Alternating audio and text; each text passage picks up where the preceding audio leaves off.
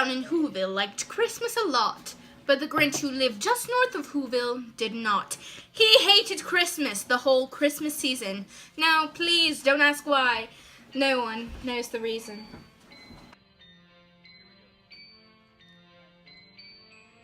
Tomorrow is Christmas. It's practically here. I can see all the Who's down there. Your end is near.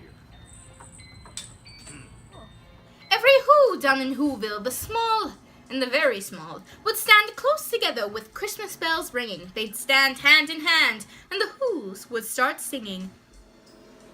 Far, far and welcome Christmas, Christmas Day. Far, far and welcome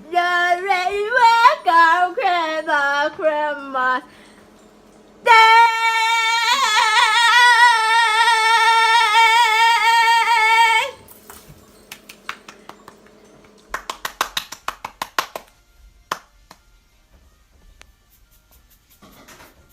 I must stop this whole thing. Why? For 53 years, I put up with it now.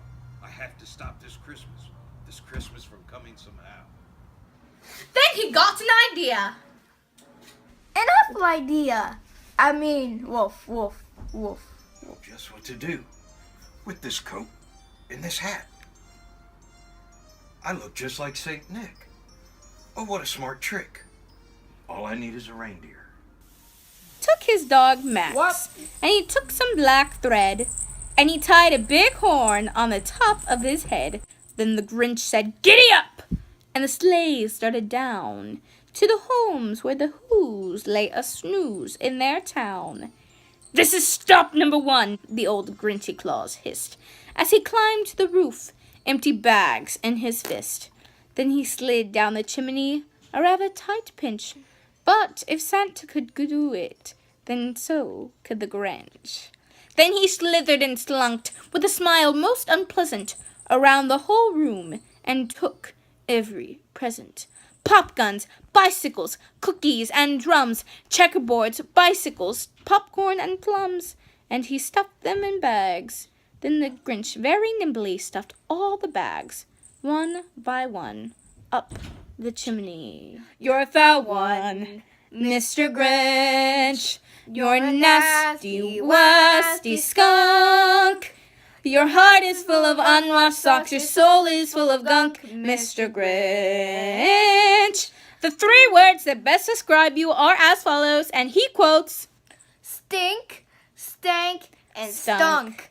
stunk. "You nauseate me, Mr. Grinch, with a nauseous super nos.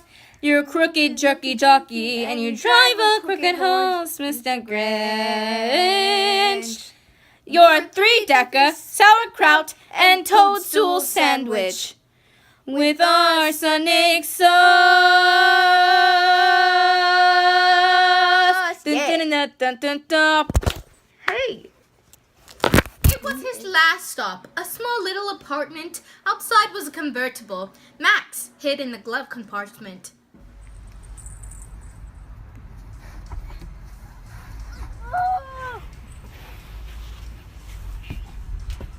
He stuffed the food up the chimney.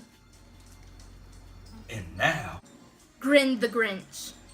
I will stuff up the tree.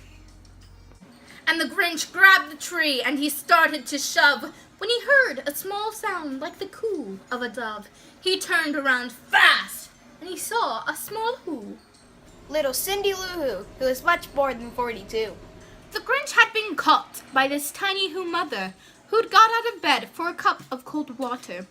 She stared at the Grinch and said, Santa Claus, why are you taking our tree? What? Oh, fine. It took me forever to put up that beep tree. The fake Santa Claus lied. Well, there's a light on the tree that won't light on one side. Yep.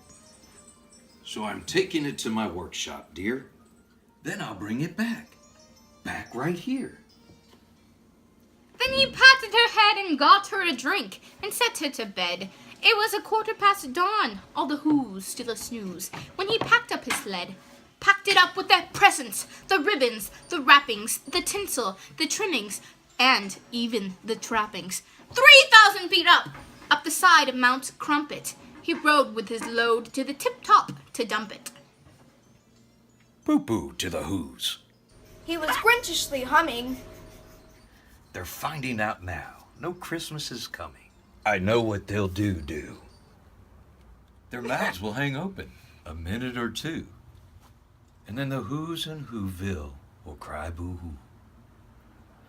But instead all the Who started to sing. The Grinch looked down as his ears started to ring. He hadn't stopped Christmas from coming. It came, somehow or other, it came just the same. How can it be so? It came without ribbons, packages, or bows. Then the Grinch thought of something he hadn't before. Maybe Christmas He thought. doesn't come from a store. Christmas means a little bit more. Okay. The Grinch's small heart grew 3 times that day, and he returned all the presents onto the Who's hay. He brought back our food for our feast. Oh my God. No. And he himself. And he carved the roast beef.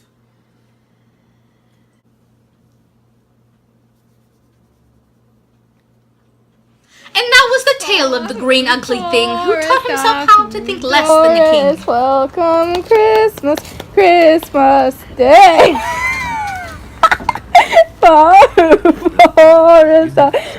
Doris, welcome Christmas, Christmas Day.